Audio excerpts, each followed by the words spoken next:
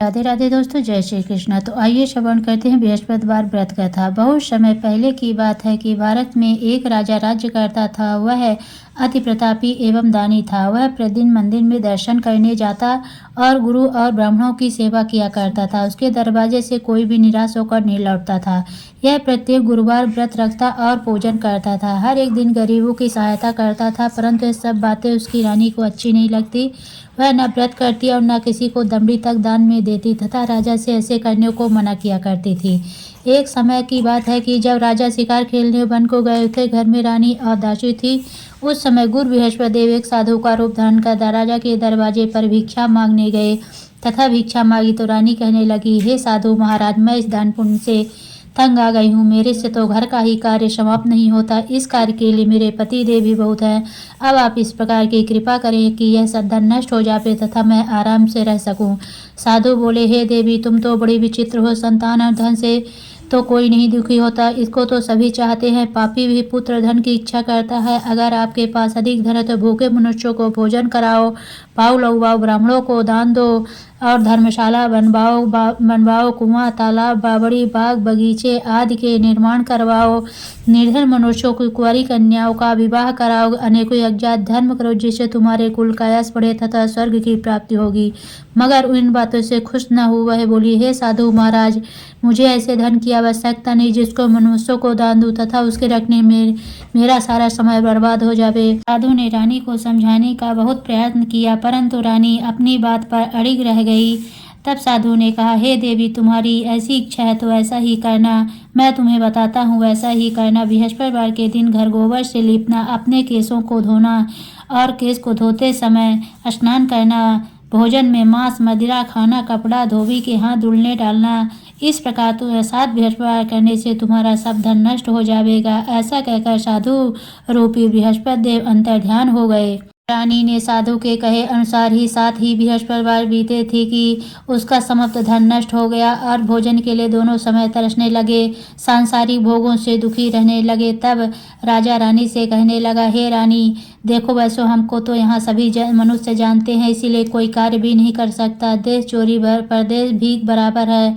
ऐसा कहकर राजा परदेश को चला गया और जहाँ जाता लकड़ी काट कर लाता और शहर बेचकर अपने दुखी जीवन को व्यतीत करने लगा। इधर राजा के घर रानी और दासी दुखी रहने लगी। किसी दिन भोजन मिलता, किसी दिन जल पीकर रह जाती। एक समय रानी और दासी को 7 रोज बिना भोजन के व्यतीत हो गया। तब रानी ने दासी से कहा, हे दासी, यहाँ पासी के नगर में मेरी बहन रहती है। वह बड़ी धनवान है। तो उसके पास जा और 5 सेर बेजर मांग ला, जिससे कुछ समय के लिए गुजर हो जाएगी। इस प्रकार की आज्ञा मानकर दासी रानी की बहन के पास गई। रानी की बहन उस समय पूजन कर रही थी, क्योंकि उस रोज बृहस्पतिवार था। जब दासी ने रानी की बहन को देखा, उसे बोली, हे रानी, तुम्हारी बहन ने भेजा है, मेरे लिए 5 सेर बेजर दे दो। रानी ने कुछ उत्तर न दिया, क्योंकि उस समय बृहस्पतिवार का व्रत कथा सुन रही थी। जब रानी को किसी प्रकार का उत्तर नहीं मिला तो बहुत ही दुखी हुई एवं क्रोध भी आया। लौटकर अपनी रानी से आकर बोली, हे रानी, आपकी बहन तो बहुत ही बड़ी आदमी है। वह छोटे मनुष्यों से बात नहीं करती है। मैंने उनसे कहा तो उसने कोई उत्तर न दिया। मैं वापस चली आई। रानी बोली, हे दासी, उसमें उनका कोई दोष नहीं है। जब बुरे दिन आते हैं तब कोई सहारा नहीं देता। अच्छे बुरे का पता आपत्ति में लगता है। जो ईश्वर की इच्छा होगी यही होगा। यह सब हमारे भाग्य का दोष है। इधर उस नारी ने देखा कि मेरी बहन की दासी आई, परंतु मैं उससे नहीं बोली। यह सोच कथा को सुन और विष्णु भगवान का पूजन समाप्त कर अपनी बहन के घर को चल दी। जब अपनी बहन के घर पहुंची तो बहन बोली, हे बहन, तुम्हारी दासी गई, परंतु जब तक कथा होती है तब तक न उठते हैं न बोलते हैं, इसीलिए मैं न बोली। कहो दासी क्यों गई थी? रानी बोली, बहन, हमारे अजान नहीं था।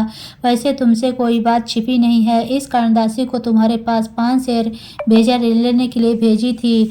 तब दासी ने कहा, देखो रानी, देखो बहन, शायद तुम्हारे घर में नाज रखा हो। इस प्रकार का वचन सुना तो घर के अंदर गई और वहाँ एक घड़ा भेजर का भरा मिल गया। उसे बड़ा आश्चर्य हुआ, क्योंकि उसके अनुसार घर का एक एक बर्तन अन्न के खाली था। उसने बाहर आकर रानी को सारा वृत्तांत सुनाया। दासी अपनी रानी से कहने लगी, हे रानी, देखो, वैसे हम भी आपको जब अन्न नहीं मिलता तो हम व्रत करते हैं। अगर उनसे व्रत की विधि और कथा पूछ ली जावे तो उसे हम भी किया करें। और फिर दासी के कहे पर रानी ने अपनी बहन से बृहस्पति व्रत पूजा विधि एवं नियमों के बारे में विस्तार से पूछा तो उन्होंने बताया, जो बृहस्पतिवार के व्रत में चने की दाल और मुनक्का से विष्णु भगवान का केले की जड़ में दीपक जलाता है और पूजा करता है, पीले वस्त्र धारण करता है तथा प्रेम पूर्वक बृहस्पति भगवान की कथा सुनता है, इस प्रकार करने से गुरु भगवान प्रसन्न होते हैं, धन धान्य पुत्र देते हैं, मनवांछित मनोकामना पूर्ण करते हैं। व्रत एवं पूजन की विधि बताकर रानी की बहन अपने घर लौट आई। तत्पश्चात रानी और दासी दोनों निश्चय किया कि बृहस्पति भगवान का व्रत एवं पूजन का जरूर करेंगे। 7 दिन पश्चात जब बृहस्पतिवार उन्होंने व्रत रखा, दासी घुड़साल में जाकर चना गुड़ बिन लाई तथा उसकी दाल से केले की जड़ का तथा विष्णु भगवान का पूजन किया। अब भोजन पीला कहाँ से आए, यह सोचकर दोनों बड़ी दुखी हुई, परंतु उन्होंने व्रत किया था इसलिए गुरु भगवान प्रसन्न थे। 2 थालों में सुंदर पीला भोजन लेकर आए, दासी को देकर बोले, हे रानी, हे दासी, यह तुम्हारे और रानी के लिए भोजन है, तुम दोनों भोजन करना। दासी भोजन पाकर बड़ी प्रसन्न हुई, रानी से बोली, चलो रानी जी भोजन करो। रानी को इस विषय में कुछ पता नहीं था, इसीलिए वह दासी से बोली, तू ही भोजन कर, क्योंकि तू हमारे व्यर्थ में हंसी उड़ाती है। दासी बोली, हे रानी, एक व्यक्ति भोजन दे गया है। रानी बोली, वह भोजन तेरे लिए ही दे गया है, इसीलिए तू ही भोजन कर। दासी ने कहा, हे रानी, वह व्यक्ति हम दोनों के लिए 2 थालों में भोजन दे गया है, अतः हम और आप दोनों ही साथ साथ भोजन करेंगी। दोनों ने गुरु भगवान को धन्यवाद एवं नमस्कार कर भोजन प्रारंभ किया। उसके बाद में दोनों प्रत्येक बृहस्पतिवार को गुरु भगवान का व्रत और विष्णु पूजन करने लगी। बृहस्पति भगवान की कृपा से उन दोनों को भोजन एवं धन की कमी दूर हो गई, परंतु रानी फिर पुनः पहली प्रकार से आलस्य करने लगी। तब दासी ने कहा, हे रानी, आप पहले भी इसी प्रकार आलस्य करती थी, आपको धन संभालने एवं दान देने में कष्ट होता था, इसी कारण सभी धन नष्ट हो गया, हमारी ऐसी दुर्दशा हो गई। अब गुरु भगवान की कृपा से धन मिला है तो आपको फिर आलस्य हो रहा है। बड़े कष्टों के बाद हमने यह धन पाया है, इसीलिए आपको दान पुण्य करना चाहिए। भूखे मनुष्यों को भोजन कराओ, ब्राह्मणों को दान दो, प्याऊ लगवाओ, कुआं तालाब बावड़ी आदि का निर्माण करवाओ, कुंवारी कन्याओं का विवाह कराओ, मंदिर पाठशाला बनवा कर दान दो, धन को शुभ कामों में खर्च करो, जिससे आपके कुल का सम्मान बढ़े तथा आपको स्वर्ग प्राप्त हो एवं आपके पितृ प्रसन्न हो। दासी की बात मानकर रानी ने इसी प्रकार के सद्कर्म करने प्रारंभ किए। इस प्रकार करने से उसका काफ़ी यश फैलने लगा। कुछ दिनों के बाद एक दिन रानी और दासी आपस में विचार करने लगी कि ना जाने राजा किस दशा में होंगे, उनकी कोई खोज खबर नहीं है। रानी राजा की कोई खबर न पाकर उदास रहने लगी। गुरु भगवान से उन्होंने प्रार्थना की और भगवान में रात में राजा को स्वप्न में दर्शन देकर कहा, हे राजा, उठ, तेरी रानी तुझको याद करती है। आपने देश को लौट जा। राजा प्रातःकाल उठा और सोचने लगा कि मैं किस प्रकार रानी के पास खाली हाथ जाऊंगा, मेरे पास तो कुछ भी नहीं। स्त्री जात खाने और पहनने की सेटिंग होती है, पर प्रभु की आज्ञा मानकर वह अपने नगर चलने को तैयार हुआ। प्रदेश में राजा बहुत दुखी रहने लगा था। प्रतिदिन जंगल में से लकड़ी बिनकर लाता और शहर में उन्हें बेचकर अपने दुखी जीवन को बड़ी कठिनता से व्यतीत करता था। एक दिन राजा दुखी हो कर अपनी पुरानी बातों को याद करके रोने लगा। उस जंगल में से बृहस्पति देव एक साधु का रूप धारण कर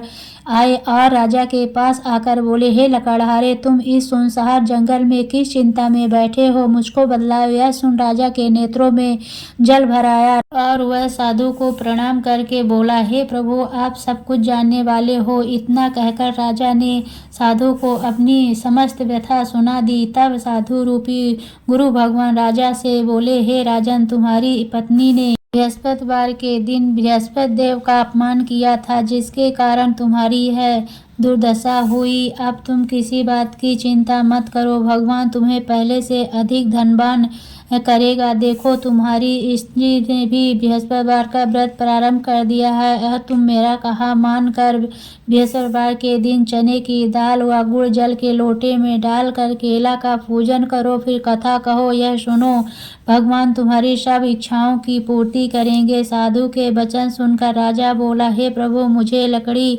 बेचकर इतना पैसा नहीं मिलता जिससे भोजन करने के उपरांत कुछ बचा सकूं। मैंने रात्र में अपनी रानी को व्याकुल देखा है।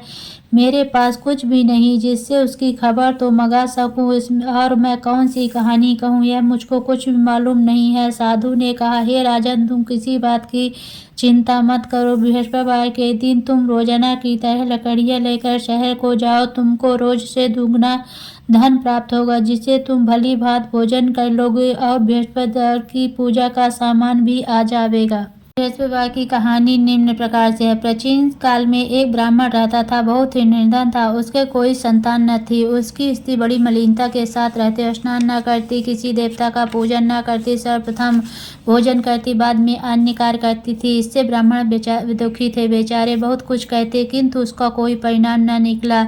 ब्राह्मण के रूपी रत्न एक कन्या पैदा हुई। वह कन्या अपने पिता के घर में बड़ी होने लगी। वह बालिका प्रातः स्नान करके विष्णु भगवान का जाप करती और पूजन पाठ को समाप्त करके स्कूल जाती तो अपनी मुट्ठी में जौ भर के लेट जाती और पाठशाला के मार्ग में डालती जाती तो जौ स्वर्ण के हो जाते। लौटते समय उनको बीनकर घर को ले आती थी।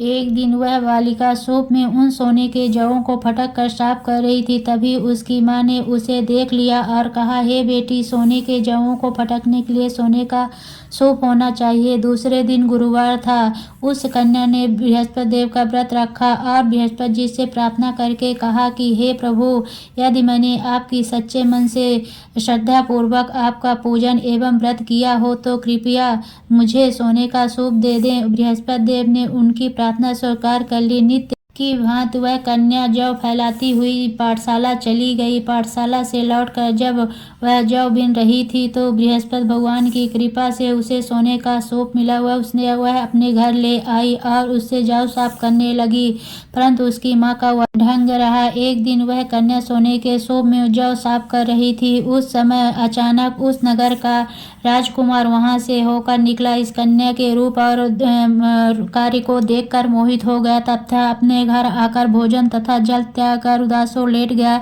जब राजा को इस विषय में पता लगा तो अपने प्रधानमंत्रियों के पास उसके पास गए। बोले, हे बेटा, तुम्हें किस बात का कष्ट है?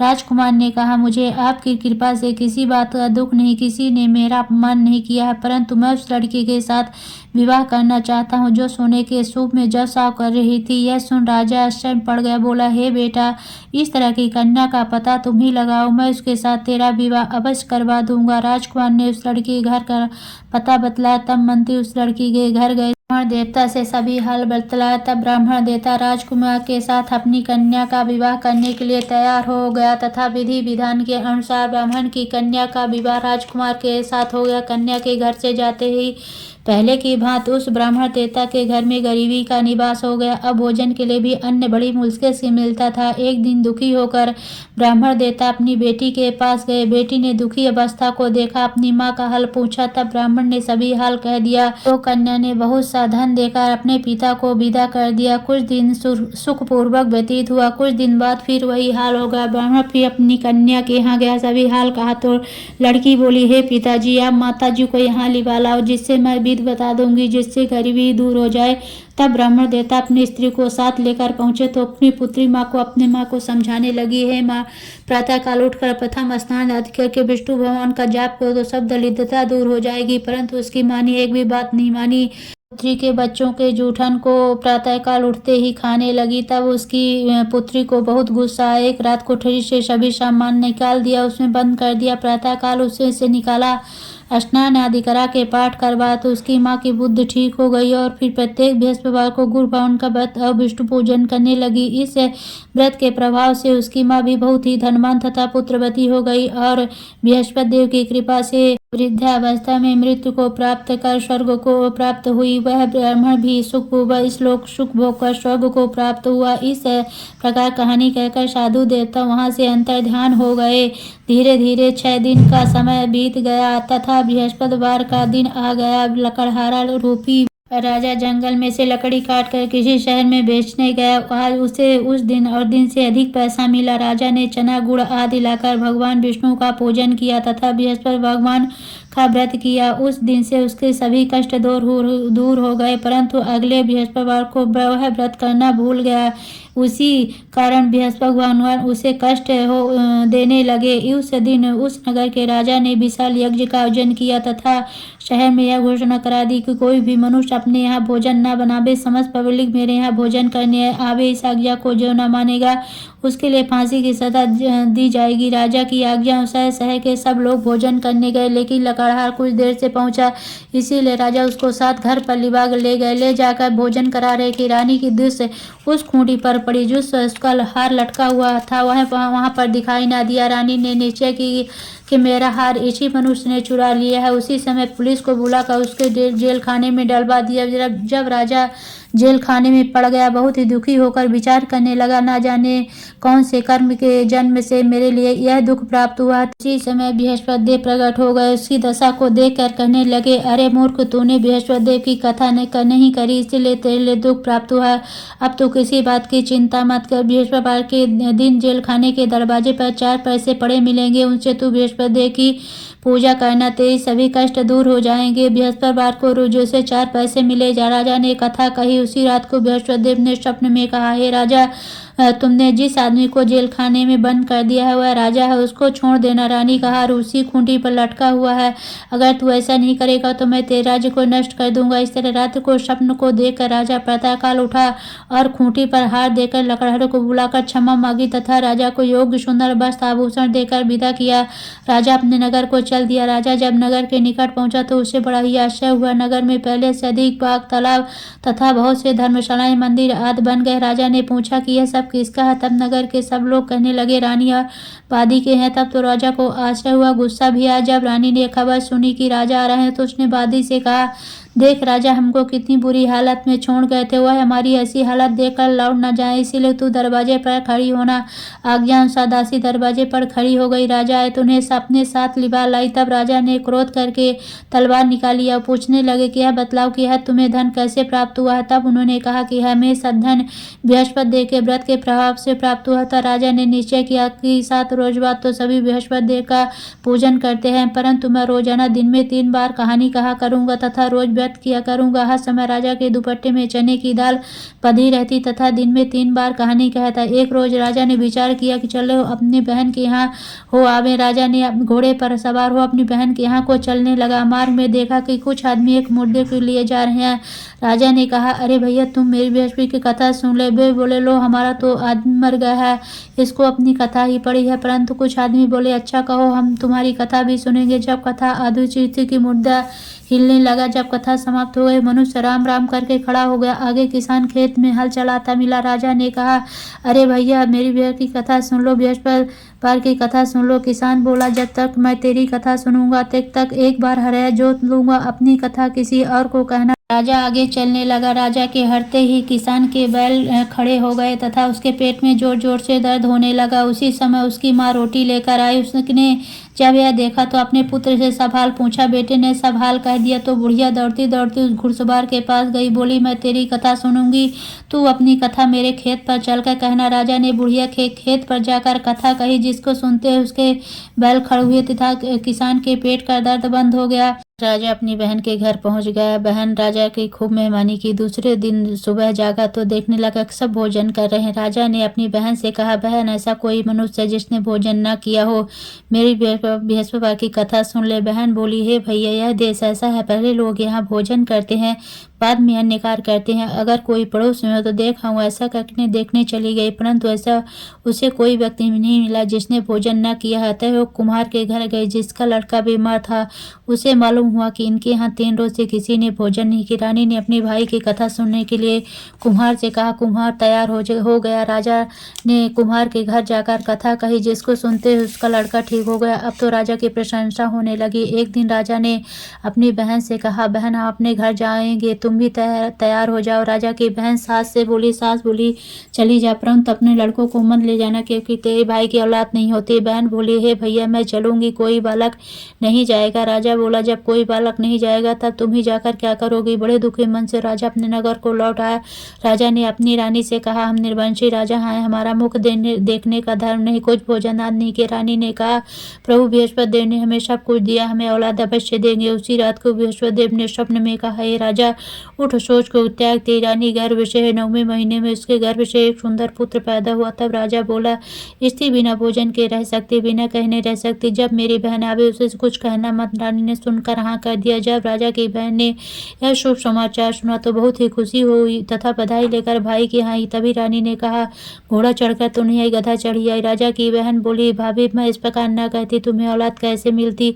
बृहस्पति देव ऐसे हैं जैसे जिसके मन की कामनाएं सभी को पूर्ण करते हैं, मनोवांछित फल देते हैं। जो सदपूर्वक बृहस्पतिवार का व्रत करता है एवं कथा पढ़ता है अथवा सुनता है और दूसरों को सुनाता है, बृहस्पति देव उसकी सभी मनोकामनाएं पूर्ण करते हैं। बृहस्पति देव उनकी सदैव रक्षा करते हैं। जो श्रद्धा एवं संपूर्ण आदर भाव से बृहस्पति देव का पूजन एवं सच्चे दिल से व्रत करते हैं उनकी सभी मनोकामनाएं पूर्ण होती हैं। सच्चे मन एवं हृदय से रानी और राजा ने बृहस्पति देव की कथा का गुणगान किया तो उनकी सभी इच्छाएं बृहस्पति देव ने पूरी की। इसी सबको कथा कहने अथवा सुनने के बाद बृहस्पति भगवान का प्रसाद ग्रहण करना चाहिए तथा सच्चे मन एवं भावना से भगवान बृहस्पति का ध्यान करते हुए सदा उनकी जय जयकार करनी चाहिए। तो बोलिए विष्णु भगवान की जय, बोलो बृहस्पति देव की जय।